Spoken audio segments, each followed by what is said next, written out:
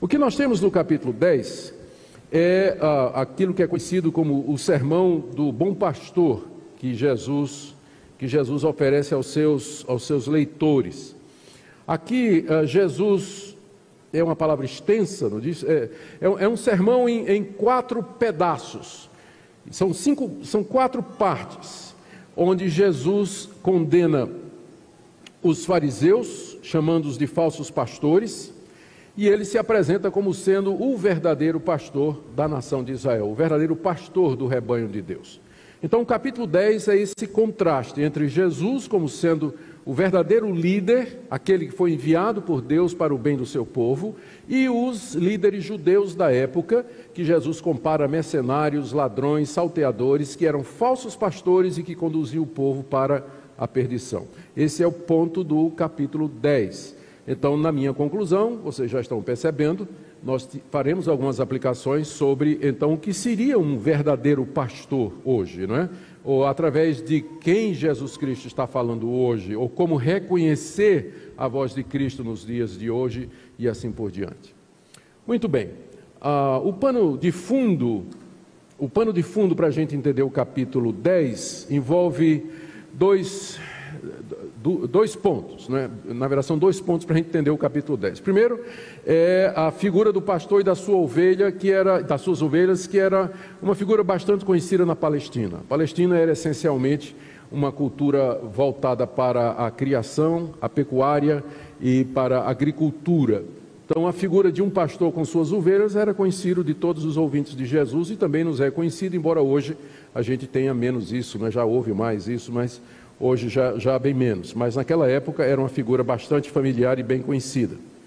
Mas o pano de fundo teológico do que Jesus vai dizer é uma profecia que você encontra no livro de Ezequiel. Eu queria que você abrisse sua Bíblia aí, por gentileza. Deixa o dedão marcando aí João 10 e vai lá para Ezequiel 34. Profecia contra os pastores infiéis de Israel. Do verso 1 até o verso 6, Deus denuncia os falsos pastores que havia na época do profeta Ezequiel. Isso aqui é na beira do exílio. Isso é prestes a Síria invadir Israel, seguida dos babilônicos, e levar a nação em cativeiro. Israel é um profeta que ele está profetizando às vésperas do exílio e ele mesmo acaba sendo levado como um dos cativos. Então veio a minha palavra do Senhor dizendo: o Filho do homem profetiza contra os pastores de Israel. Profetiza e diz, assim diz o Senhor: ai dos pastores de Israel, que apacentam a si mesmos. Não apacentarão os pastores as ovelhas? Comeis a gordura, vestivos da lã, degolais o cevado, mas não apacentais as ovelhas. A fraca não fortaleceste, a doente não curaste, a quebrada não ligaste. E aí segue uma série de críticas e denúncias que Deus faz contra os líderes religiosos de Israel, que eram os profetas, eram os juízes, eram os sacerdotes e também o rei, que era responsável para manter a boa religião. Todos eles tinham falhado, tinham levado o povo para a idolatria, tinham virado as costas para os caminhos de Deus, e Deus manda o profeta Ezequiel dizer: vocês são falsos pastores. Em vez de vocês cuidarem do meu rebanho, vocês estão se aproveitando do rebanho, comendo a gordura do rebanho, vocês não estão atrás da ferida, da dilacerada, da desviada, vocês estão simplesmente se locupletando com a gordura do rebanho. Em seguida, do verso 7 em diante, Deus diz que Ele mesmo virá como pastor cuidar das suas ovelhas. Já que vocês não fazem o trabalho, Deus diz: eu mesmo vou ser o pastor das minhas ovelhas. A partir do verso 8, tão certo como eu vivo, diz o Senhor Deus, visto que as minhas ovelhas foram entregues à rapina e se tornaram pasto para todas as feras do campo, por não haver pastor, e que os meus pastores não procuraram as minhas ovelhas, pois se apacentam a si mesmos e não apacentam as ovelhas, portanto, ó pastores, ouvi a palavra do Senhor. Assim diz o Senhor: eis que eu estou contra os pastores, e deles demandarei as minhas ovelhas, porei termo no seu pastoreio, e não se apacentarão mais a si mesmos, etc. Aí no verso 11 ele diz: porque assim diz o Senhor Deus, eis que eu mesmo procurarei as minhas ovelhas e as buscarei. Deus diz então: já que vocês não estão fazendo o trabalho direito, eu mesmo virei e eu pastorearei o meu rebanho. Seguindo a profecia, quando chega no verso 23, Deus, através de Ezequiel, diz que ele vai suscitar um pastor, vai levantar um pastor, indicado por ele, sustentado por ele autenticado, que vai cuidar do seu rebanho que está no meio da nação de Israel. Está no verso 23. Suscitarei para elas um só pastor, e ele as apacentará. O meu servo Davi é que as apacentará. E lhes servirá de pastor. Eu, o Senhor, lhes serei por Deus, e o meu servo Davi será príncipe no meio delas. Eu, o Senhor, o disse. Queridos, os judeus sempre entenderam essa profecia como uma referência messiânica.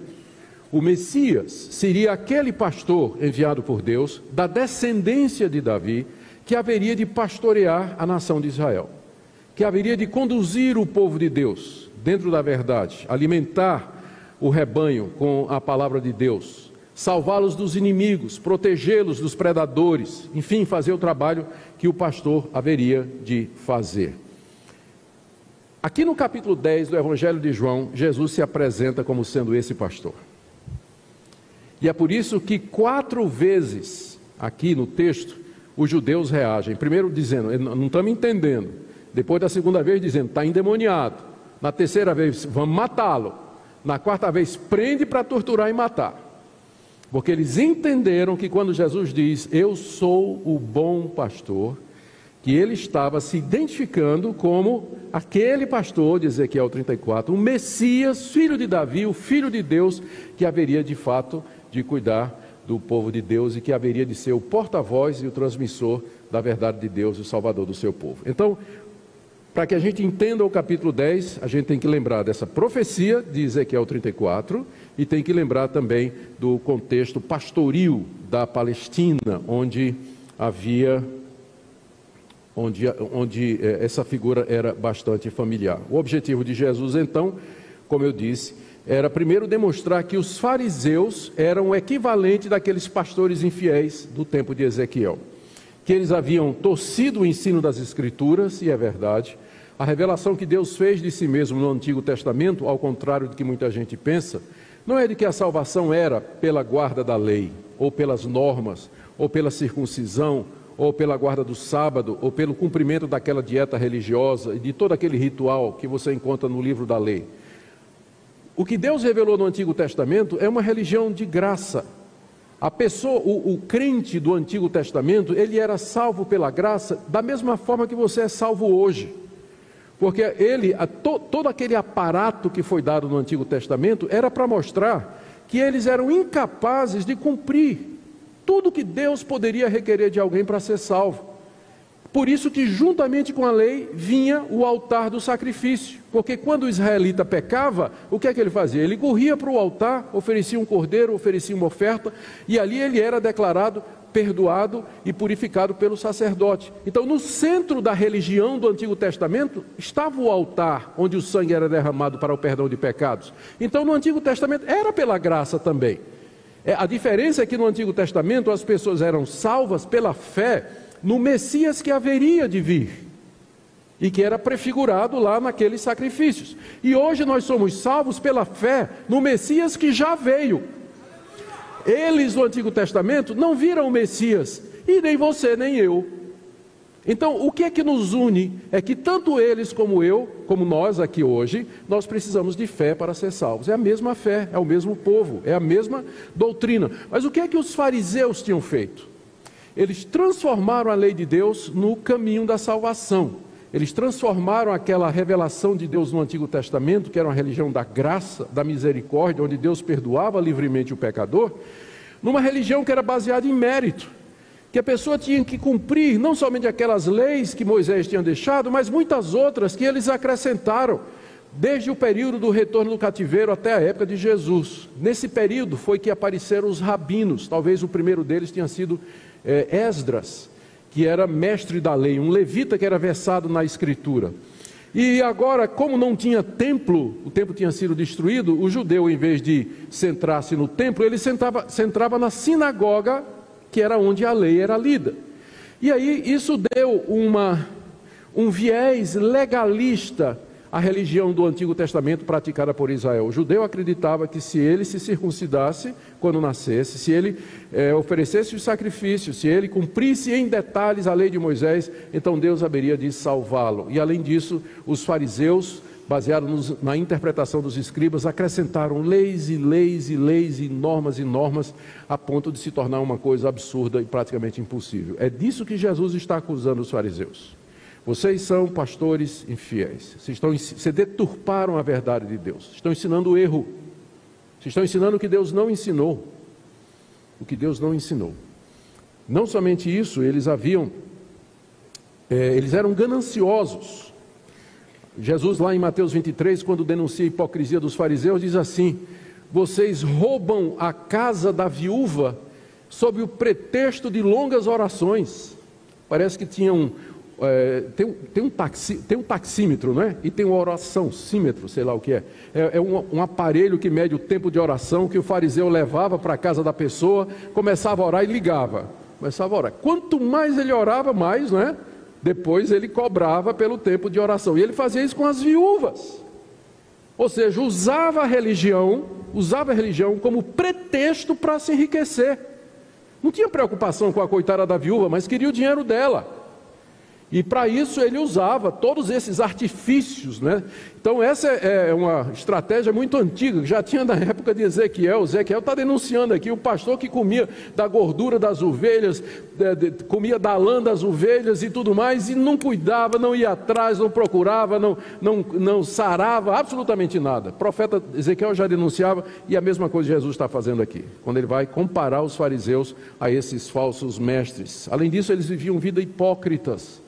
Eles colocavam todos aqueles fardos em cima dos homens, mas eles nem com o dedo queriam movê-lo. Jesus chama-os de sepulcros caiados. Sepulcro caiado. Naquele tempo, quando enterrava uma pessoa, passava cal em cima, porque na lei de Moisés dizia que se você pisasse numa sepultura, ou se você tocasse no morto, você ficava impuro. Então, para que ninguém fizesse isso, eles caiavam. Então, o sepulcro parecia muito bonito, mas dentro estava cheio de ossos e de carne podre, mas por fora estava caiadinho.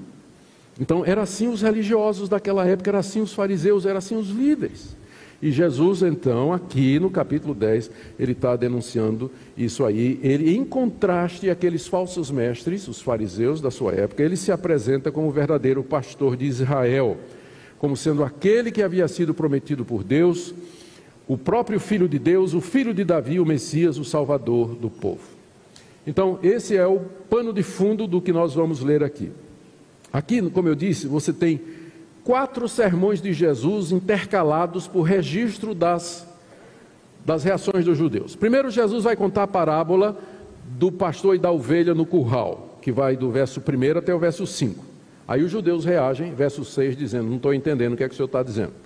Aí Jesus explica, o segundo sermão, do verso 7 até o verso 18. Ele explica a parábola. Reação dos judeus, que está no verso 19 a 24, ele está endemoniado. Só um endemoniado para dizer esse tipo de coisa que ele está dizendo aí. Jesus então, com calma, explica, aí já é o terceiro sermão, a razão pela qual ele diz o que disse e pelo que os judeus não criam nele. Por que é que os judeus não estavam acreditando? E Jesus explica isso do verso 34 a 38. E aí a reação de 25 a 30. E a reação dos judeus: ah não, a gente tem que matar esse cara. Ele cometeu blasfêmia, nós temos que matá-lo. Está dizendo que é Deus. Jesus então termina defendendo a sua declaração. Por que ele disse que ele e o Pai eram um? Ele explica por quê. E o resultado é que os judeus dizem, do verso 34 até o final: vamos prendê-lo. E Jesus então escapa da Judeia e ele vai lá para as bandas do Jordão, onde continua a pregar a palavra de Deus. Então essa é a estrutura do capítulo 10. Eu não sei se meu tempo dá hoje. Pipe disse que eu podia até meia-noite, né? Mas eu não quero forçar os irmãos. Não, nós vamos no que der aqui, tá certo? Até onde der. Espero que dê para cobrir o capítulo todo, mas é muito material. Mas vamos lá. Então, primeira parte, Jesus, em reação à polêmica com os fariseus, no capítulo 9, ele conta a parábola do pastor e suas ovelhas, verso de 1 a 6. Em verdade vos digo, o que não entra pela porta no aprisco das ovelhas, mas sobe por outra parte, esse é ladrão e salteador. Aquele, porém, que entra pela porta, esse é o pastor das ovelhas. Para esse o porteiro abre, as ovelhas ouvem a sua voz, ele chama pelo nome as suas ovelhas e as conduz para fora. Depois de fazer sair todas as que lhe pertencem, vai adiante delas e elas o seguem, porque lhe reconhecem a voz. Mas de modo nenhum seguirão o estranho, antes fugirão dele, porque não conhecem a voz dos estranhos. Jesus lhes propôs esta parábola, mas eles não compreenderam o sentido daquilo que Jesus lhe falava. Ou seja, então, o que você tem de 1 a 5 é uma parábola. Parábola é uma comparação, ou com um fato real, ou com um fato fictício. É uma comparação que tem como objetivo ilustrar algum ponto na vida espiritual. Jesus era um mestre contador de parábolas. Ele ensinava com frequência através de parábolas. E aqui a parábola é baseada na figura do pastor e das ovelhas. As ovelhas na Palestina, elas eram guardadas à noite num grande curral, que é chamado aqui de aprisco, um grande curral, com o objetivo de protegê-las dos predadores, como urso, leão, lobo, protegê-las do mau tempo. O tempo da Palestina ele podia mudar rapidamente, as intempéries poderiam prejudicar o rebanho, e também para proteger as ovelhas dos ladrões que vinham de noite tentar furtar ovelhas. Mas era possível, aqui é que tem um ponto que você precisa entender aqui, que é crucial para o entendimento. Era possível que no mesmo curral houvesse mais de um rebanho. O que acontecia? Tinha um pastor e ele tinha o seu rebanho, 15, 20 ovelhas. Ele conhecia todas elas e elas conheciam o pastor. Tinha um jeito especial, até hoje na Palestina é assim, ele tem um jeito especial de chamar as ovelhas e as ovelhas reconhecem e seguem. E de lado tem outro pastor que também tem o seu rebanho, 30, 40 ovelhas. E tem mais um terceiro pastor que tem 50 ovelhas, um rebanho. Quando é de noite, juntam os 3 rebanhos no mesmo curral, para passar a noite juntas no mesmo curral. Então no dia seguinte, o pastor, chega o primeiro pastor, o porteiro abre a porta e ele chama as ovelhas. E lá no meio daquelas 100 ovelhas, as 15 que são dele ouvem e saem, e as outras não. Fica lá quietinha, não conhecem a voz do estranho, mas conhecem a voz do pastor. E aí sai. Aí vem o segundo pastor e o terceiro pastor e respectivamente leva os seus rebanhos. Então essa era a prática comum da Palestina. Isso é o pano de fundo que Jesus está usando aqui dessa parábola. Ele diz aqui, ao contar essa parábola, ele quis ensinar os seguintes pontos. Primeiro, aqui presta atenção, o curral, o grande aprisco, na verdade, era a nação de Israel, o povo da aliança, os judeus, os descendentes de Abraão, com quem Deus fez um pacto e fez promessas. Os líderes religiosos de Israel, na época de Jesus, eram ladrões e salteadores que tentavam pular a cerca do curral para roubar o rebanho, explorar o rebanho, e eles entravam não pela porta, mas pulando o muro. É o que Jesus Cristo diz no verso 1. O que não entra pela porta no aprisco das ovelhas, mas sobe por outra parte, esse é ladrão e salteador. Ele está pulando o muro para ver se rouba alguma ovelha. Ele está ali com a intenção de ter algum lucro. Jesus se refere aos fariseus aqui. Esse é o ponto de Jesus. Eles tinham ensinado o erro ao povo de Deus, vinham explorando a fé do povo de Deus como ladrões e salteadores. E Jesus então sugere aqui que ele é aquele verdadeiro pastor das ovelhas de Israel. Ele tinha entrado pela porta, verso 2. Aquele, porém, que entra pela porta, esse é o pastor das ovelhas. Então Jesus, em contraste àquele que está pulando o muro, ele é o verdadeiro pastor, porque ele entra pela porta. Isso significa que Jesus está dizendo, eu sou aquele que fui estabelecido por Deus como pastor dessas ovelhas. Deus me chamou, Deus me enviou ao mundo com o objetivo de arrebanhar o seu povo e reuni-lo. E eu, como fiel pastor enviado pelo Pai, estou cumprindo o meu ministério. Eu entro pela porta. Esses líderes religiosos estão pulando o muro e estão assacando o rebanho. Como verdadeiro pastor, Jesus veio chamar o seu povo de entre os judeus, de entre o povo de Deus. Aqui é muito importante você perceber. Nem todo judeu fazia parte do rebanho de Jesus, porque ele veio chamar suas ovelhas de dentro da nação de Israel, porque ele diz que não são todas as ovelhas que vão ouvi-lo, não são todas, e os fariseus estavam entre esses filhos de Abraão que não escutaram a voz do verdadeiro pastor. Jesus veio chamar aqueles que são seus de entre o povo judeu. Como eu disse, a nação de Israel, o grande curral, E o rebanho de Jesus ouve e reconhece a voz, como ele diz aqui no verso 3, olha, para este que entra pela porta, está falando de Jesus, o porteiro abre. Não adianta procurar aqui tentar interpretar quem é o porteiro, se é o diácono, se é o coroinha, se é a turma da recepção, porque lembra que nas parábolas ela tem um ponto central. Você não pode pegar todos os detalhes da parábola e tentar achar um sentido teológico, né? Então o porteiro aparece aqui simplesmente como parte da história, não representa absolutamente nada. Então para estes o porteiro abre, as ovelhas ouvem a voz, ele chama pelo nome as suas próprias ovelhas. Ao dizer isso aqui, quando Jesus conta que ele chama pelo nome as suas próprias ovelhas, quer dizer que no rebanho tinha ovelha que não é dele. Ele chama as dele, chama as suas próprias ovelhas e as conduz para fora e separa das demais. Separa das demais. O que que Jesus estava querendo dizer por isso? O verso 4 diz: depois de fazer sair todas as que lhe pertencem, significa que tinha ovelhas lá no curral que não pertenciam a Jesus, que não eram do rebanho dele. Então depois de fazer sair todas as que lhe pertencem, ele vai adiante delas e elas o seguem porque lhe reconhecem a voz. Olha o que Jesus está dizendo: eu vim buscar o rebanho que Deus me deu antes da fundação do mundo. Eu vim buscar o meu povo. Esse povo está no meio da nação de Israel. E eu vim chamar o meu povo. E o meu povo, aquele que é meu, aquele que Deus me deu antes da fundação do mundo, esse vai escutar a minha voz, esse vai entender que eu sou o Filho de Deus, esse vai crer em mim, e ele vai sair de entre o povo, e ele vai me seguir e vai ouvir a minha voz. Eu sou o verdadeiro pastor, eu sou o bom pastor, aquele prometido pelo Pai.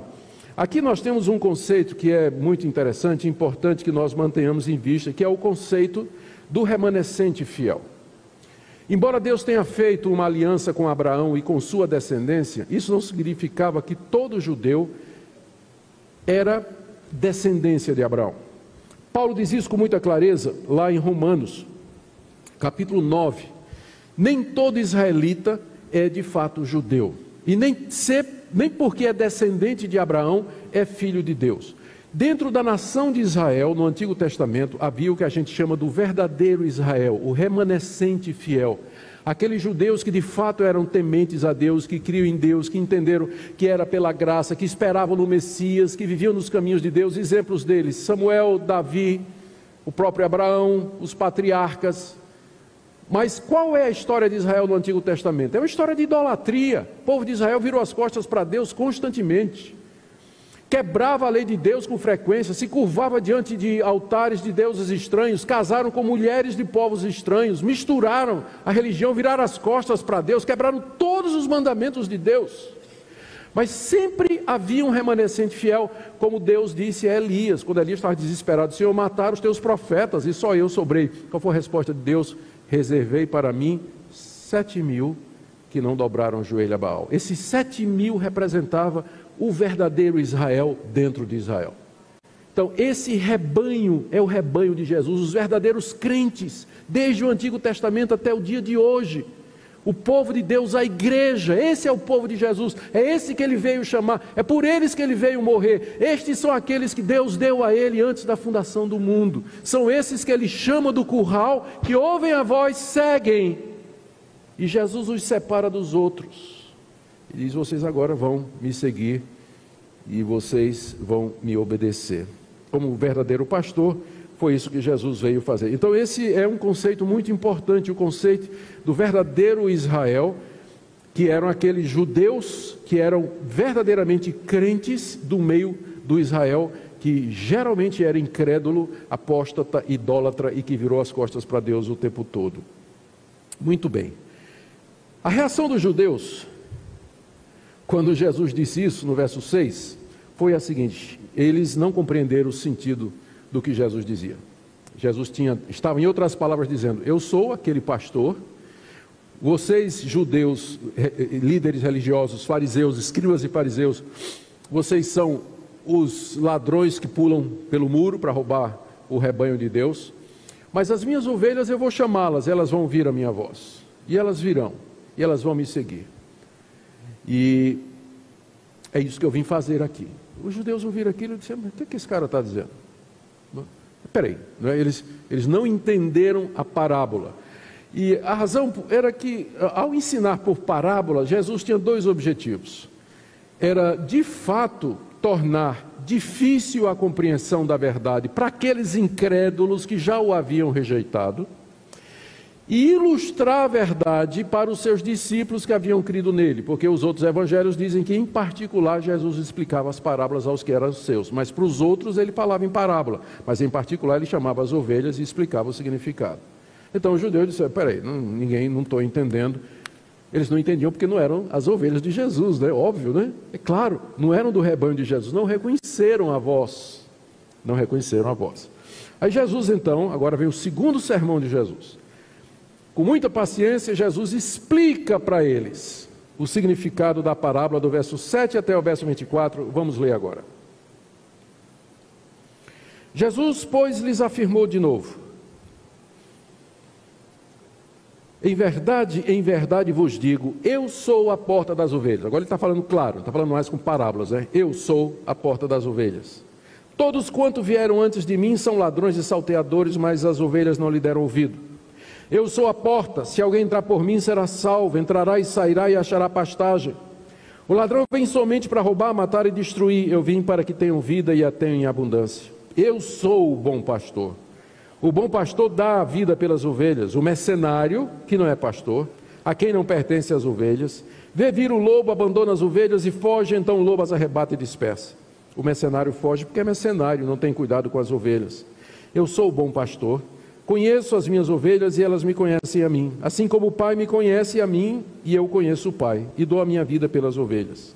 Ainda tenho outras ovelhas que não desse aprisco, desse curral. A mim me convém conduzi-las, elas ouvirão a minha voz, então haverá um rebanho e um pastor. Por isso o Pai me ama, porque eu dou a minha vida para reassumir. Ninguém a tira de mim, pelo contrário, eu espontaneamente a dou. Tenho autoridade para entregar e também para reavê-la, esse mandato recebido do meu Pai. Aqui Jesus explica os pontos da parábola. Qual é a reação dos judeus? Verso 19. Por causa dessas palavras, rompeu nova dissensão entre os judeus. Muitos deles diziam: ele tem demônio, e enlouqueceu, porque o ouvis. Então, o que é que Jesus disse que deixou esse pessoal, né, furioso, né? Furioso mesmo, está endemoniado. Como é que uma pessoa diz uma coisa dessas aí?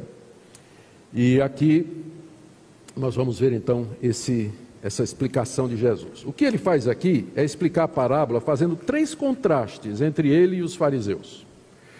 No primeiro contraste, ele diz que ele é a porta das ovelhas e os fariseus são os ladrões e salteadores, versos 7 e 8. No verso 7, ele se apresenta como sendo aquele que dá o verdadeiro acesso a Deus. Jesus, pois, lhe afirmou de novo: em verdade vos digo, eu sou a porta das ovelhas.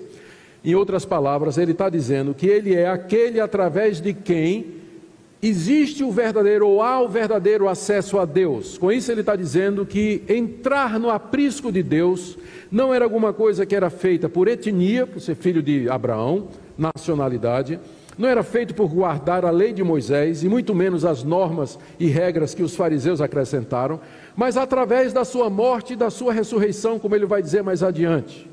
E com isso ele está corrigindo aquele legalismo que havia na religião de Israel dos seus dias. Eu sou a porta. Não é um conjunto de regras, não é você cumprir metas, não é você adquirir méritos, não é você cumprir regulamentos, não é você ter um merecimento, não é você ter uma moralidade impecável que Deus vai ser obrigado a lhe devolver o favor. Não é através de nada que venha do homem. A entrada para o aprisco é através de mim. Eu sou a porta e mais nada, e mais ninguém. Com isso ele estava excluindo o ensino dos fariseus, que colocava outro caminho para chegar a Deus, que é através da guarda de Moisés, da lei de Moisés. Então, essa é a primeira coisa.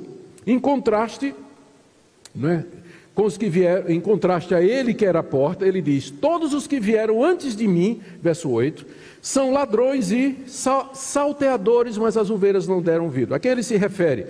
Se refere aos falsos mestres da antiga aliança, aos falsos messias que vieram antes de Jesus. Antes de Jesus, naquela época, apareceram pelo menos 3 ou 4 messias. Gente dizendo que era o filho de Davi, que era o salvador de Israel, mas que os romanos destruíram completamente. Jesus diz que eles e também os líderes religiosos de sua época, como os fariseus, eram ladrões e salteadores. Quem veio antes de mim, eu sou a porta. Os que vieram antes de mim pretendendo ensinar o caminho da verdade ou pretendendo ser o caminho das ovelhas, todos eles são ladrões e salteadores. Eles são mercenários, eles são falsos profetas, porque ensinam falsas doutrinas, desvia o povo da verdade e se aproveita financeiramente do povo. Mas as ovelhas, Jesus diz, o remanescente fiel não deu ouvidos a eles. Final do verso 8, as ovelhas não ouviram, aqueles 7.000, não é? Eles não ouviram, não seguiram os falsos mestres, não se curvaram diante dos deuses falsos, sempre mantiveram a fé no Messias. Então esse é o primeiro contraste. Jesus diz, eu sou a porta, quem veio antes de mim, ensinando diferente de mim, outra coisa além do que eu estou ensinando, esse aí, como ele diz aqui, é ladrão e salteador, no verso 8. O segundo contraste que Jesus faz, está aí do verso 9 a 10, ele diz que ele é a porta pela qual se entra para a salvação, enquanto que os fariseus eram como o ladrão que tinha vindo para matar, roubar e destruir. No verso 9, Jesus explica mais uma vez a metáfora da porta. Ele diz assim, eu sou a porta. Ele já tinha dito isso antes, né? Ele repete, eu sou a porta. O que é que isso significa? Se alguém entrar por mim, o entrar aqui é entrar na presença de Deus, é ter acesso ao aprisco de Deus, entrar no reino de Deus, como você encontra Jesus explicando no capítulo 3, a Nicodemos. E ainda bem que parece que Nicodemos se converteu. Esse é convertido, aquele eu não sei, esse é. Se você entrar por essa porta, verso 9, se alguém entrar por mim, será salvo. Salvo de quê?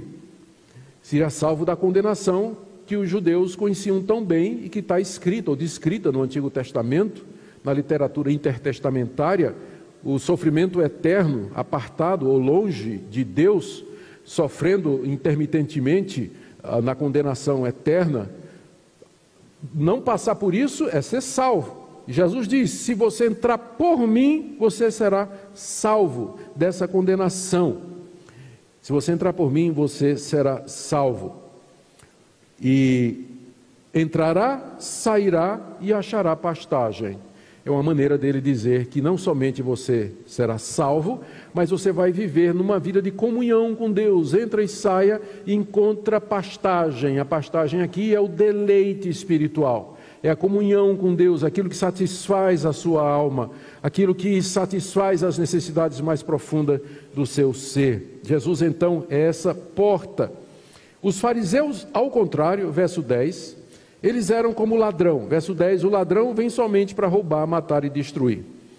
E os fariseus matavam espiritualmente, porque não se iludam não, gente. Não se iluda não, o erro mata. O erro não é uma coisa com a qual a gente pode brincar não, o erro mata. O erro mata. O que salva não é sua fé. O que salva é fé na verdade. Porque se você acreditar numa mentira, você vai para o inferno. Você vai para o inferno. O que salva é a verdade. A verdade importa. Doutrina importa. Conhecimento de Deus importa. Tem muita gente sincera, mas que crê em erro. Crê em heresia. Crê em falso ensino. Tinha muitos judeus honestos, sinceros, mas que seguiam o ensino dos escribas e fariseus. Achando, quer um exemplo de um deles? Saulo de Tarso. Saulo de Tarso era um judeu de judeus, seguia estritamente a religião dos seus pais, avançado na sua época mais do que outros judeus, e ele achava que ele estava fazendo um favor a Deus quando ele perseguia e matava os cristãos. Totalmente sincero, boa consciência diante de Deus, mas completamente perdido. Se Deus não tivesse e vida com abundância. A vida com abundância aqui, ela não se refere primariamente à abundância material. É óbvio, é só estudar o contexto. O que está em jogo aqui são realidades eternas, espirituais, não é? Então nós estamos lidando aqui com questões de salvação e perdição, não estamos lidando aqui com pobreza ou riqueza, nós estamos lidando aqui com a salvação, a plenitude, entrar na presença de Deus, ser satisfeito, ter o seu coração abençoado e cheio da palavra de Deus e resposta para as suas perguntas. Jesus disse: eu vim fazer isso, eu não somente vim dar a vocês a vida eterna, mas uma vida plenamente abundante, uma vida que satisfaz e transborda. Se Deus quiser abençoar financeiramente e materialmente, Ele vai fazer isso. Mas esse texto aqui, ele está primariamente falando dessa vida espiritual, para que a gente não use o texto fora do seu contexto. Em contraste a isso, ele tinha então os fariseus. Agora vamos para a terceira comparação. Eu disse que no seu segundo discurso, Jesus está fazendo 3 comparações. Então, na terceira comparação do segundo discurso, isso aqui é super importante, ele diz: eu sou o bom pastor porque eu dou minha vida pelas ovelhas. Os fariseus, eles são como mercenários, eles veem o perigo chegando e eles vão embora e abandonam as ovelhas. E aqui está a diferença entre o bom pastor e aquele que não é.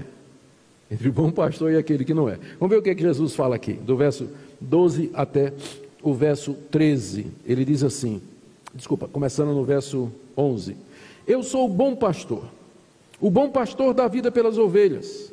O mercenário que não é pastor, a quem não pertence as ovelhas, vê vir o lobo, abandona as ovelhas e foge. Então o lobo as arrebata e dispersa.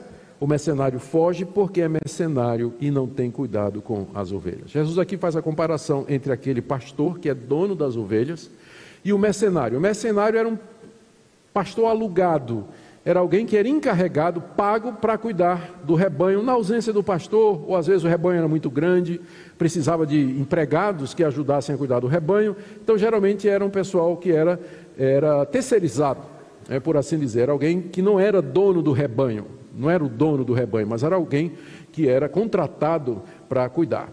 A diferença é que se viesse um lobo, se viesse um animal, se viesse algum urso, aqui eu estou pensando lá no Davizinho do Antigo Testamento, que era pastor de ovelhas, ele conta que ele matou um leão e um urso, uma vez que vieram contra o seu rebanho.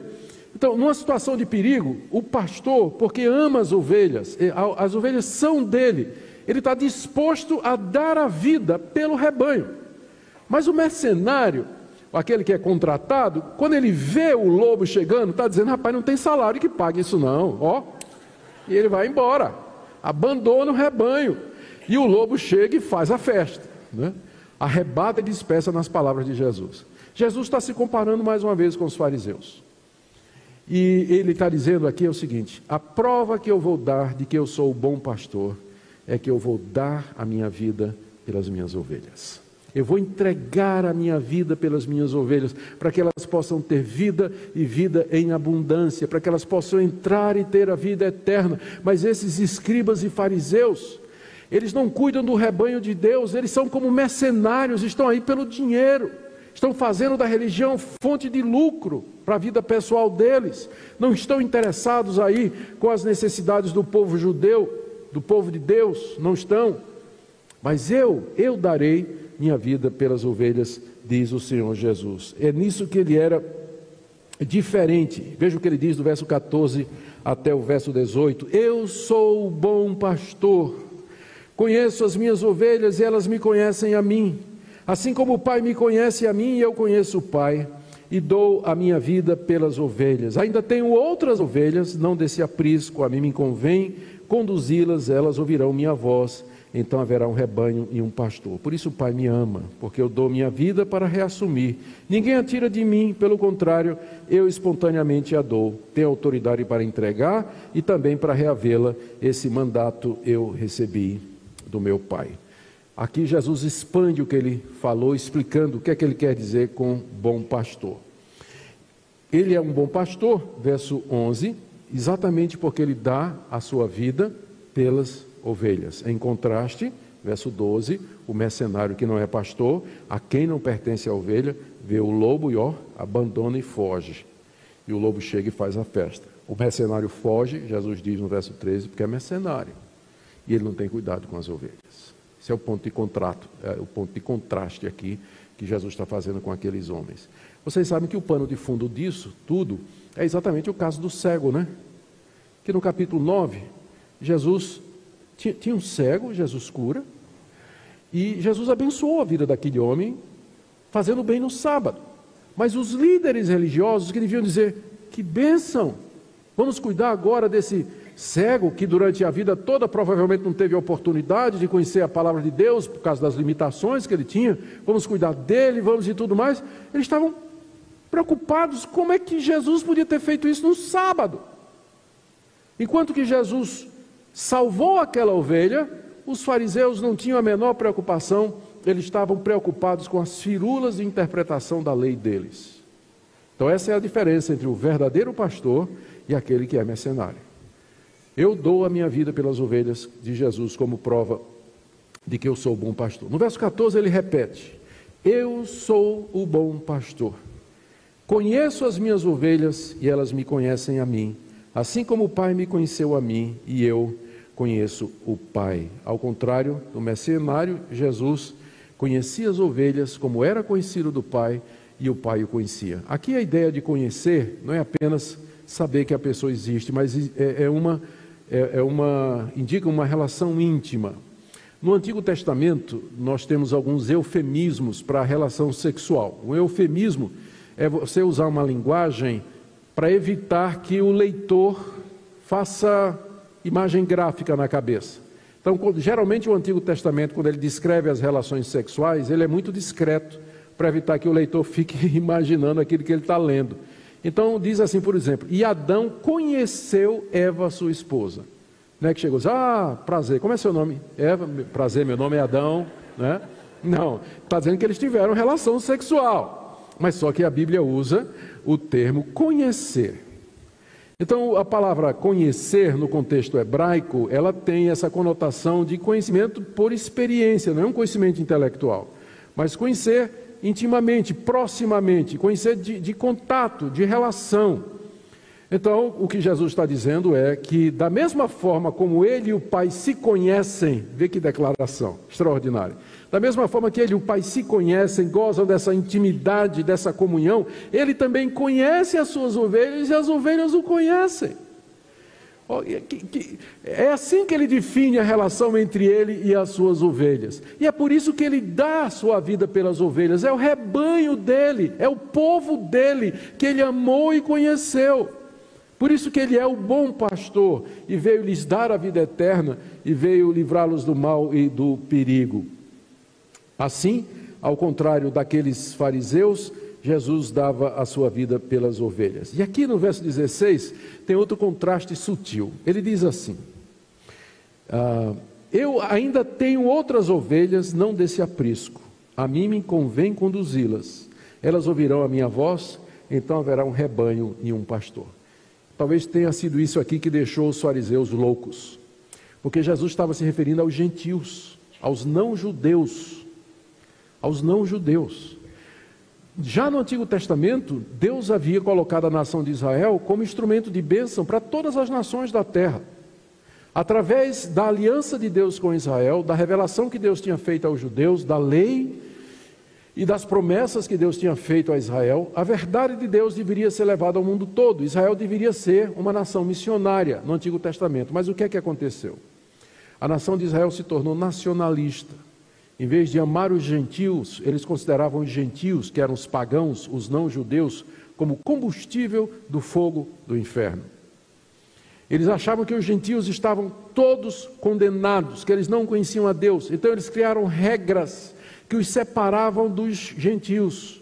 O judeu, quando ia no mercado público, quando voltava para casa, não está isso na lei de Moisés não, eles inventaram isso, eles lavavam as mãos, lavavam jarros, lavavam tudo, porque eles poderiam, quem sabe lá no mercado, ter tocado em alguma coisa que algum gentio tinha tocado, e aí eles teriam ficado impuros. Não podia entrar na casa de um gentio. Veja a dificuldade de Pedro, mesmo depois de convertido, o anjo apareceu a Pedro e diz, vai na casa de Cornélio, e Pedro disse, vocês sabem que um judeu não pode entrar na casa de um gentio. Deus teve que dar uma revelação a Pedro, para Pedro ir pregar lá a Cornélio. O judeu não se juntava com o gentio, com o pagão, não juntava, não queria saber dos outros povos. E quando Jesus diz aqui, eu tenho outras ovelhas, que não são desse aprisco aqui, desse curral da nação de Israel, e a mim convém conduzi-las, e elas ouvirão a minha voz, então haverá um rebanho, um só pastor. Os fariseus piram, eles piram, mas não é possível, não é? Esse homem realmente não pode ser de Deus, cura no sábado, fica dizendo que é o Messias, fica dizendo que é o filho de Davi, que é o bom pastor, que é o cumprimento da promessa de Ezequiel 34, e agora ele está dizendo que ele vai trazer os gentios para nós. Vai trazer os gentios para nós. Só aproveitando, essa é uma das passagens que às vezes o Espiritismo usa para dizer que tem vida em outro planeta. Já ouviram isso, né? Sabia ou não? Eles dizem aqui, isso aqui tem um outro abrigo, aprisco, é outro rebanho. Eles dizem que é vida em outro planeta. Mas é só ler o contexto, é óbvio que Jesus está falando dos gentios, né? das outras nações. E aqui Jesus profetiza o surgimento da sua igreja. O que é a igreja? A igreja é exatamente composta daqueles que Deus deu a Jesus, de entre os judeus e de entre as nações. Então, gentios e judeus convertidos a Cristo formam a igreja, o povo de Deus, o povo de Jesus, o seu rebanho, as suas ovelhas. E Jesus aqui já anuncia: eu vou arrebanhar esses que são meus e que estão lá entre as nações, e eles vão me ouvir. Ele não está dizendo aqui, eu estou na expectativa de que eles ouvindo, eles vão tomar uma decisão. Ele está dizendo, não, elas vão me ouvir. Elas vão me ouvir, porque o Pai me deu essas ovelhas, e elas virão, elas ouvirão a minha voz, e elas haverão de vir. Ao contrário dos fariseus, né? Jesus então tinha essa perspectiva de chamar essas ovelhas que estavam em outro aprisco. No verso 17, o Senhor continua: por isso o Pai me ama, porque eu dou a minha vida para a reassumir. Ninguém a tira de mim, pelo contrário, eu espontaneamente a dou. Tenho autoridade para entregar e também para reavê-la, esse mandato recebido do meu Pai. Aqui Jesus fala claramente de que ele vai ser morto. Ele já tinha dito isso quando ele disse que dava vida pelas ovelhas. E aqui ele já deixa mais claro que que ele vai dar a sua vida, significa que ele vai ser morto. Só que essa morte ela vai ser causada por outras pessoas. No caso, seria as autoridades judaicas. Esses judeus aqui finalmente o mataram. Mais adiante eles vão matar Jesus. Aqui eles estão só na intenção, mas adiante eles vão matar. E Jesus já diz, isso vai acontecer, mas não é vocês que vão me matar. Eu é que estou dando a minha vida voluntariamente, porque eu tenho essa autoridade. Se Jesus quisesse, na hora que vieram prendê-lo, ele teria dado a ordem, e uma legião de anjos viria para destruir os soldados. Mas ele não disse nada. Ele se deixou levar para a cruz, e ele está deixando claro aqui, eu estou dando a minha vida voluntariamente. O que vai acontecer na cruz do Calvário não é a execução de um criminoso pelo Império Romano, mas a entrega voluntária do pastor de Israel, da sua vida pelo seu rebanho. É isso que vai acontecer. Ninguém tira a minha vida de mim, porque eu tenho essa autoridade, mas eu voluntariamente a entrego. E ele diz, entrego para reavê-la. Está vendo aí no final do verso 17, dou a minha vida para reassumir, e no final do verso 18, dou a minha vida também para reavê-la. Ele estava se referindo à sua ressurreição. Eu vou entregar a minha vida, mas eu vou reavê-la. Ela vai voltar para mim, e vai voltar gloriosa. Vai voltar junto com vocês, e nós estaremos juntos para todo sempre. E o Senhor Jesus já então diz como é que vai ser o plano da redenção. Nesses 2 versículos você tem o plano da redenção desenhado aqui, nessas palavras de Jesus usando essa metáfora. E eu queria chamar a sua atenção para o final do verso 18, quando ele diz, esse mandato recebi de meu Pai. Aqui nós estamos diante de uma das passagens que são usadas no Novo Testamento, muitas tem, que nos revelam que na eternidade, pai e filho fizeram um acordo. Eu não tenho palavras para descrever isso, então eu vou usar a linguagem que parece mais apropriada. Pai e filho fizeram uma aliança, um pacto. O pai prometeu dar ao filho um povo. O filho, em troca, prometeu voluntariamente se tornar um de nós e morrer por esse povo.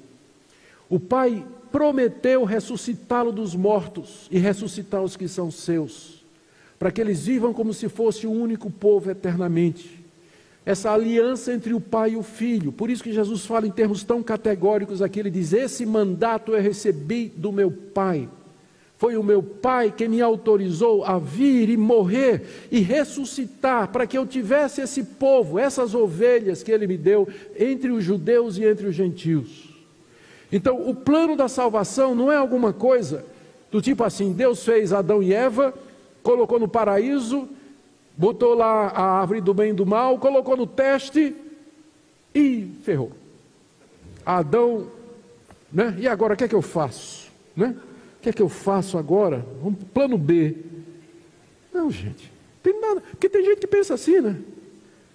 Olha que Jesus está dizendo, foi tudo combinado, tudo organizado, tudo resolvido entre Ele e o Pai antes da fundação do mundo, e que Ele já veio com esse propósito ao mundo. Já veio com esse propósito ao mundo. Quando Jesus acaba de dizer isso, olha o que é que os judeus dizem, né? No verso 19, nós já vimos. Rompeu distensão entre os judeus. Distensão. Muitos diziam: ele tem demônio, e enlouqueceu. Por que vocês estão ouvindo esse cara?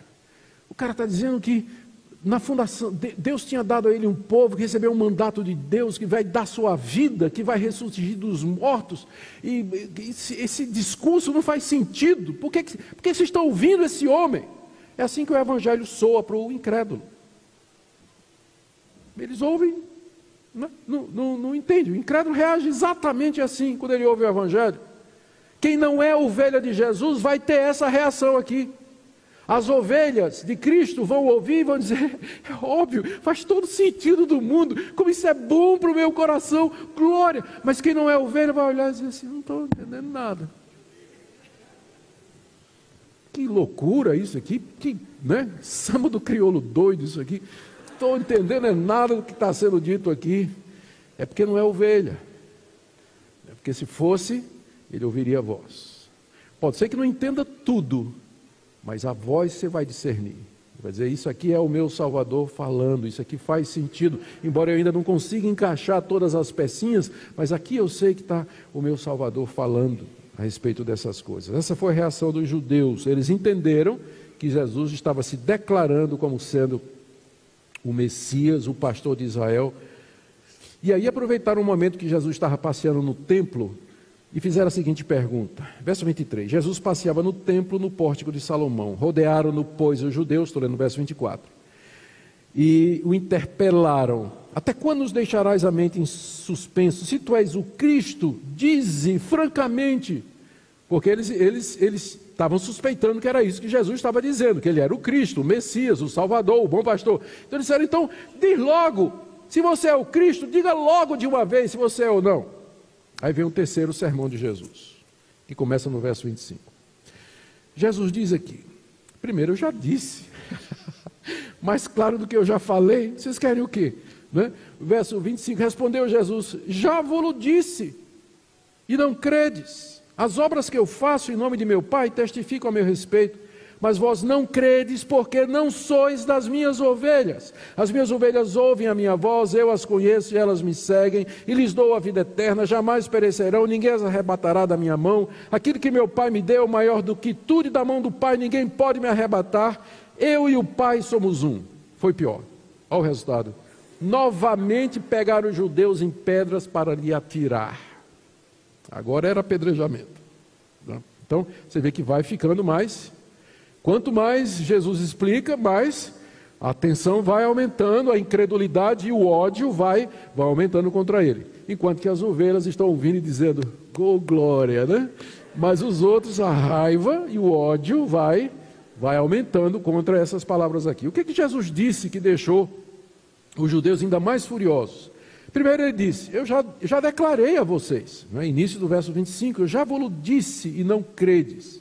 Ele já tinha dito que ele era o pastor de Israel, que ele era a porta, que ele era o caminho para Deus. Ele já tinha dito que ele e o Pai tinham um acordo de salvação das suas ovelhas, que ele haveria de morrer e ressuscitar. Ele já tinha dito, mais claro do que isso, não tinha o que fazer. Não tinha o que fazer. Ele já tinha declarado exatamente isso. E aí então, ele agora parte para dizer, ele vai agora no ponto, né? Ele disse: eu vou dizer porque é que vocês estão reagindo dessa maneira. Por que vocês não estão crendo em mim? E aí ele explica no verso 26 a 30, que eles não criam verso 26, porque não sois das minhas ovelhas. Vocês não creem porque vocês não são das minhas ovelhas. É por isso que vocês não creem. Vocês não pertencem ao meu rebanho. Vocês não estão entre aqueles que o Pai me deu antes da fundação do mundo. Vocês pertencem a outro rebanho. Eles estavam dentro do curral de Israel, mas eram de outro rebanho. Você pergunta, que rebanho? Lembra que no capítulo 8, Jesus Cristo disse para eles, o pai de vocês é o diabo. Vocês estão dizendo que o pai de vocês é Abraão, mas não é não. O pai de vocês é o diabo. Então era outro rebanho. Vocês não me ouvem, porque o pastor de vocês é outro. Vocês estão sendo influenciados, guiados pelo pai de vocês, que é o diabo, porque vocês querem me matar. Porque vocês rejeitam a minha voz e rejeitam a minha palavra. É por isso que vocês não creem em mim. Não estão entre aqueles que o Pai deu ao Filho antes da fundação do mundo. Se eles fossem ovelha de Jesus, eles teriam escutado a voz de Jesus.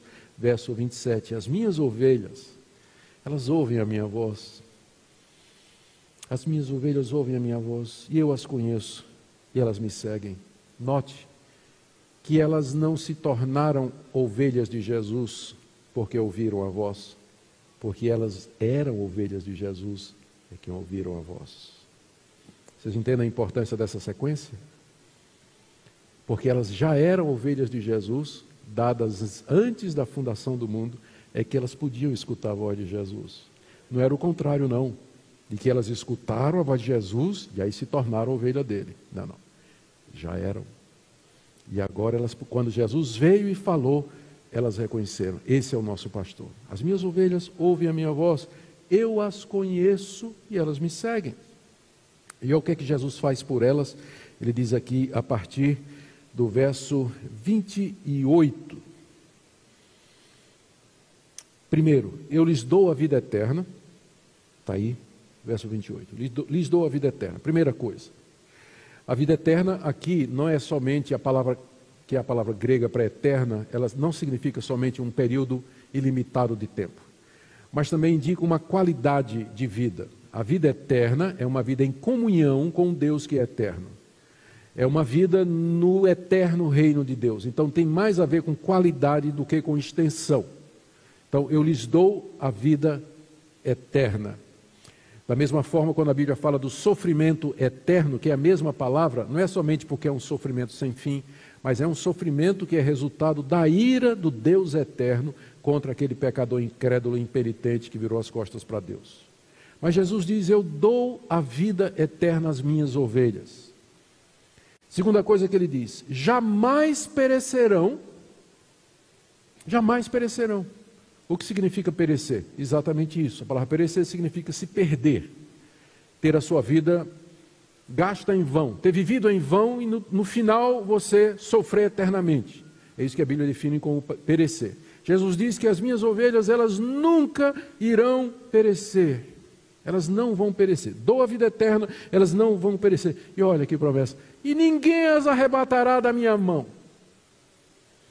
Nem o mundo, nem o diabo, nem sofrimento, nem falso profeta, nem o pecado, nada vai arrebatar essas ovelhas da minha mão. E aqui Jesus está garantindo a vida eterna às suas ovelhas. Onde está a garantia de que eu vou herdar a salvação? Onde está a garantia de que eu vou para o céu? Não é na minha capacidade de me manter crente. Não é na minha capacidade de me manter puro e sem pecado. Porque vocês sabem, eu sou, e eu sei que nós tropeçamos, que nós pecamos e que nós erramos muito. Então, se a certeza e a garantia de que eu vou para o céu depende de mim, eu não tenho garantia nenhuma. Mas a garantia dada por Jesus aqui, ninguém arrebata vocês da minha mão. Vocês vão ter a vida eterna, porque sou eu que salvo e seguro e sustento vocês. Amém?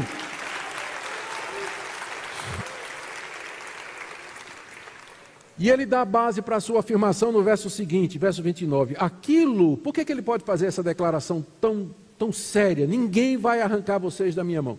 Por que ele pode fazer isso? É porque ele diz no verso 29, aquilo que o Pai me deu é maior do que tudo, e da mão do Pai ninguém pode arrebatar.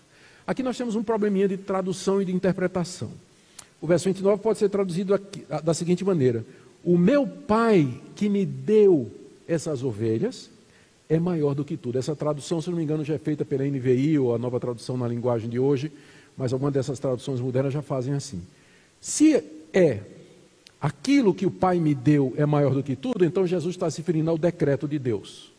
Aquela autorização, aquele plano. Isso, o propósito do Pai que me deu essas ovelhas é maior do que qualquer outra coisa. No fim dá no mesmo. Tanto faz se referir a Deus como ao propósito dele. Então o propósito de Deus de salvar vocês está acima de qualquer coisa. Então quem é maior do que Deus? Quem é que pode ir contra a vontade do soberano Senhor, Criador dos céus e da terra? Meu Pai é maior do que tudo e o propósito dele vai permanecer. E o propósito dele é esse, que o meu rebanho tenha a vida eterna. E ele termina dizendo, eu e o Pai somos um. A palavra um aqui, ela está no neutro, no grego. Então, provavelmente Jesus está dizendo aqui, eu e o Pai somos um, ou seja, eu e o Pai temos o mesmo propósito. Eu e o Pai temos o mesmo objetivo.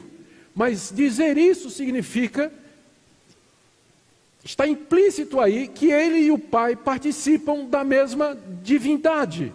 E essa é uma das passagens que foram usadas no início da história da igreja, século II e III, nas disputas cristológicas, para poder estabelecer a doutrina de Cristo. Cristo é verdadeiro Deus e verdadeiro homem. Na pessoa de Deus, no ser de Deus, subsistem três pessoas distintas, Pai, Filho e Espírito Santo. O Pai não é o Filho não é o Espírito e o Espírito não é o Pai. Mas é um Deus só. Isso é um mistério que ninguém entende. Mas é a doutrina que a igreja cristã adota desde o século III, desde o credo niceno, século IV entrando também. E eles usaram essa passagem. Quando Jesus diz aqui, por exemplo,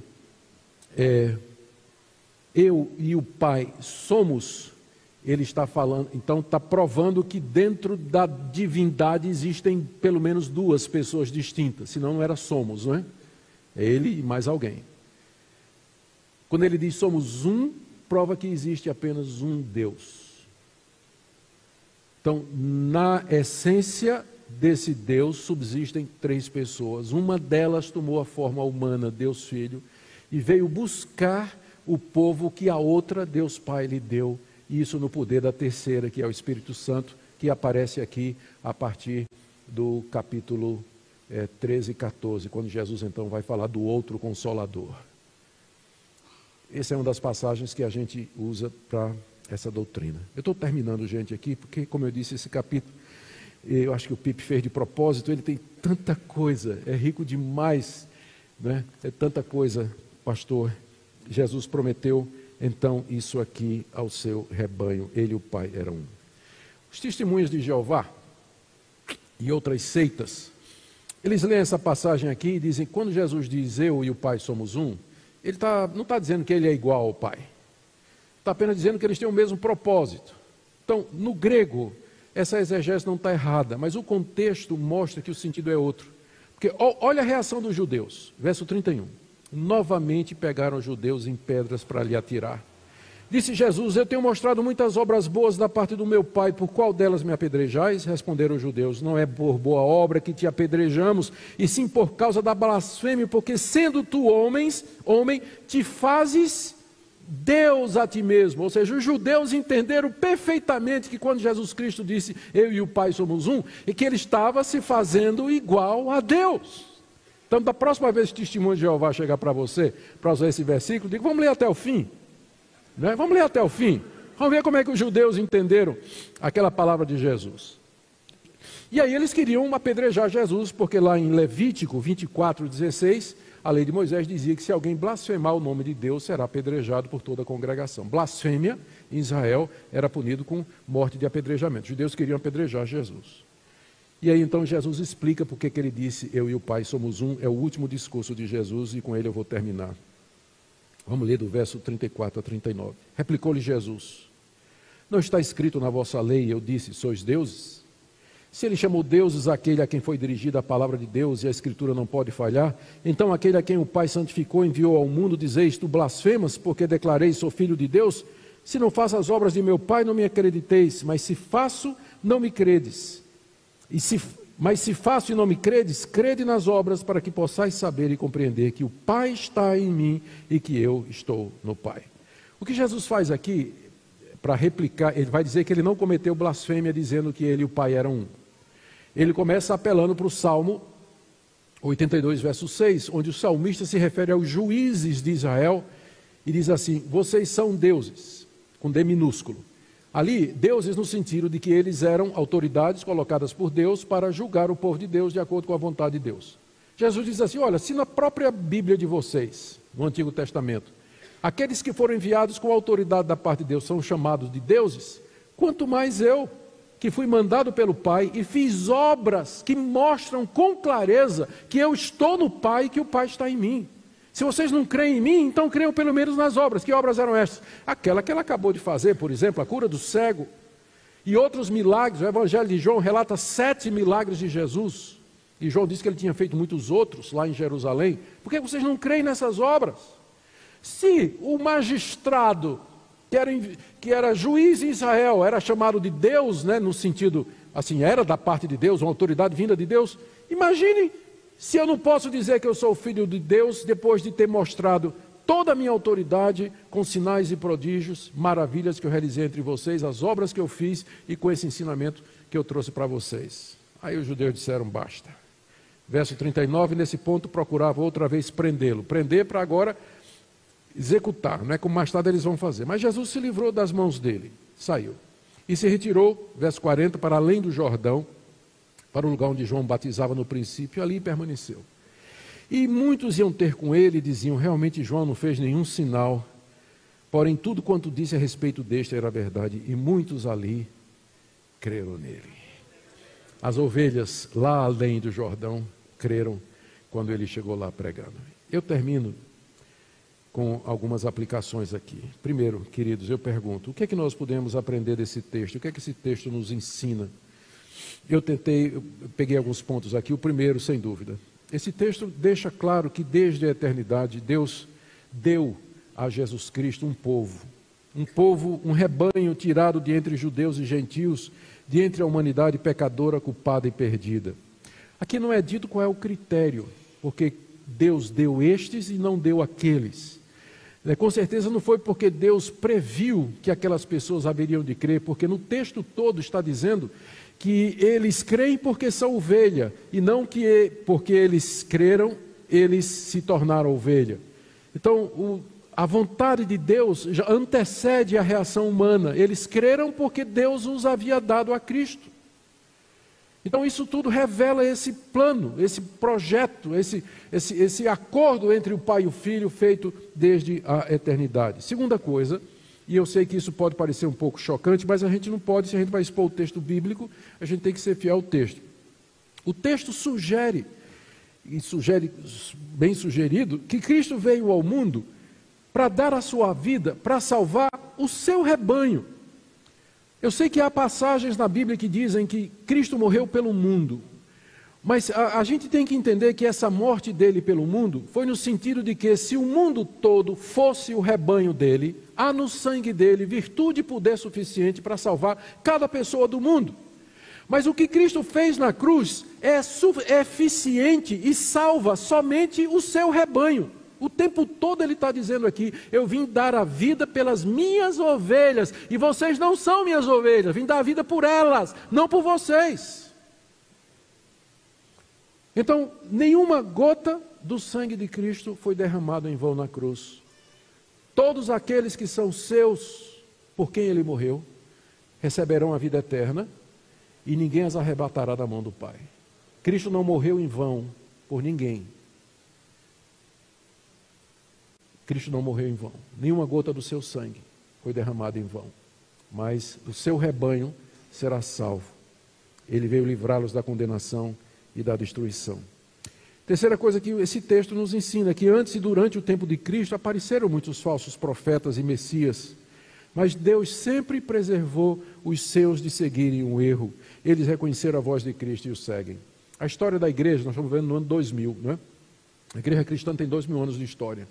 E quando a gente lê a história da igreja, eu gosto muito de ler a história da igreja, a gente percebe os grandes desvios que aconteceram durante a história da igreja. Por exemplo, no período da Idade Média, quando entrou o catolicismo romano, o problema não é o catolicismo, o problema é o romano, não é?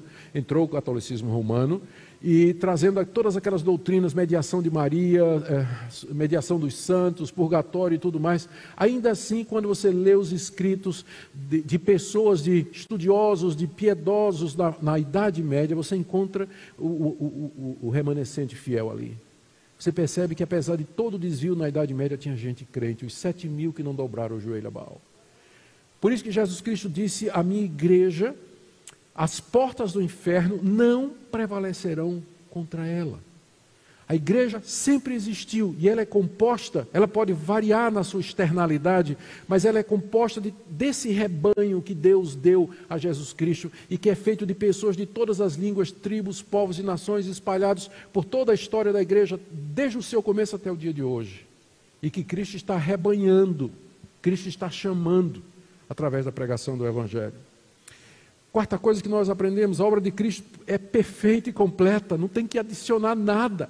Ele morre pelas ovelhas, dá vida pelas ovelhas, garante a vida eterna, garante a entrada, garante pastagem, e diz, ninguém vai arrebatar vocês da minha mão, vocês nunca vão perecer, porque o Pai que me deu todas estas coisas é maior do que tudo, e eu e o Pai somos um. A obra de Cristo é absolutamente perfeita e nós confiamos nisso. De que maneira Jesus chama as suas ovelhas hoje é a próxima pergunta. Porque ele não está mais aqui entre nós, fisicamente. Como é que ele chama as suas ovelhas hoje? Ele chama através de pastores que ele mesmo levanta e mediante a pregação e ensino da sua palavra. Os pastores que Cristo levanta para chamar o seu rebanho, eles não têm o direito de dizer nada que o Supremo Pastor não tenha dito. E o que Cristo disse, o que ele fez, a sua obra, a sua ressurreição e o seu ensino, estão aqui. Se a gente quer ouvir a voz do bom pastor, é aqui que nós vamos encontrá-la. É aqui que ele fala. Por isso que ele mandou escrever. Por isso que ele levantou os apóstolos para, de maneira inspirada, infalível e inerrante, escrever tudo aquilo que ele havia ensinado. É aqui que a gente vai escutar a voz do bom pastor. Por isso que eu disse a vocês no começo. O pastor, ele não tem autoridade de si mesmo. Nós somos copastores auxiliares. O pastor do rebanho é Jesus Cristo. Como é que ele fala hoje? Ele fala através da sua palavra. A função do pastor é trazer a palavra do Supremo Pastor para a igreja, para o rebanho, para alimentar o rebanho. O que vai alimentar o rebanho não são as minhas experiências, as minhas histórias, as minhas ideias, minhas elucubrações, desculpa, palavra difícil, mas exatamente aquilo que o bom pastor ensinou. É assim que ele faz isso. O Espírito Santo chama de maneira irresistível e eficaz as ovelhas, elas distinguem a voz do bom pastor, creem em Cristo, são perdoadas e salvas e já recebem vida eterna. Eu sei que tem pastores e líderes aqui do povo de Deus. Pergunta, queridos, é a pergunta para mim e para vocês. Somos como o bom pastor ou somos mercenários? Qual o motivo e a razão pela qual nós resolvemos um dia que nós seríamos pastores de uma igreja evangélica? Para quê? Porque não passamos no vestibular para a medicina? Porque a gente não tem condição de seguir qualquer outra função, porque parece uma maneira fácil de ganhar um salário. O que é que nos motiva a trabalhar e a servir a Deus como pastor do rebanho? Vocês têm aqui a definição do que é o bom pastor e o verdadeiro pastor. O bom pastor dá sua vida pelas ovelhas, está pensando no bem do rebanho e não no seu. Se necessário for, se sacrifica e renuncia por ele. O mercenário não. O mercenário quer saber do salário dele no fim do mês. É isso que ele está interessado. Por isso não está aí com o estado das ovelhas, não está preocupado com as ovelhas. O que somos nós? Damos a vida pelo rebanho ou procuramos nos aproveitar dele? Alimentamos o rebanho com as palavras do Senhor Jesus ou com nossas ideias, invenções e novidades? Buscamos a perdida, lutamos para que elas permaneçam firmes na fé? Buscamos a Deus em oração por nossas ovelhas? E aqui eu quero dar uma palavra de encorajamento. Primeiro o chicote, como é o nome? Estralou, né? Chicote estrala, mas agora vem a palavra de consolação também, né? Meu querido pastor, as ovelhas vão seguir a voz de Jesus e não a sua. Você não sabe como isso tira um fardo das minhas costas. Eu não consigo converter uma pessoa. E Deus não pede isso de mim, que eu converta alguém. As ovelhas não vão me seguir, elas vão seguir a Jesus Cristo. Eu sou apenas um instrumento de Deus para isso. Você não vai salvar absolutamente ninguém. É Cristo quem chama as ovelhas, elas ouvem a voz de Cristo e não a sua. E não a sua. Então, por isso, pregue a palavra com fidelidade. Às vezes você encontra pastores fiéis que ensinam a palavra de Deus, pregando ano após ano no mesmo lugar, trabalho difícil, parece não crescer. Mas é que o crescimento não depende dele. Ele não pode fazer a ovelha ouvir. Quem vai fazer a ovelha ouvir é o pastor das ovelhas, Jesus Cristo, que vai chamá-las. Então, nós não podemos medir a fidelidade de um obreiro e de um pastor sempre pelo resultado numérico. Porque quem chama é Cristo, é Ele que chama as ovelhas, elas ouvem a voz de Jesus e não a voz do indivíduo. Então, por isso, pregue. Por outra razão também, tem muito bode no meio do rebanho, e a palavra de Deus divide. Alguém já disse, doutrina divide, é verdade, divide mesmo, entre os que são de Jesus e os que não são. Prega a palavra, prega a verdade, você vai ver as reações. Não foi isso que Jesus fez? A multidão estava toda atrás dele. Fariseus, os judeus, o povo. Aí ele começou a pregar, eu sou o bom pastor. Aí dividiu, não foi? Não dividiu? Já veio o pessoal dizendo, ele está endemoniado. E outros dizem, não, o endemoniado não pode dizer palavras como essa. O endemoniado pode curar um cego. A palavra de Jesus divide. E pregue a palavra, que é o meio que Jesus usa para separar as ovelhas dos bodes. E porque se você não pregar a palavra, vai ficar tudo junto. Tudo junto. Não. Mas a palavra, ela vai trazer essa definição.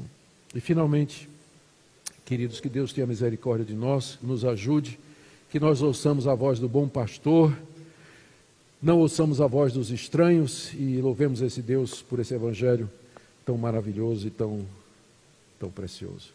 Pastor, muito obrigado por ter dado João 10 para mim, viu? Que capítulo maravilhoso. Vamos orar, gente. Ó Deus, nós queremos te agradecer de todo o coração.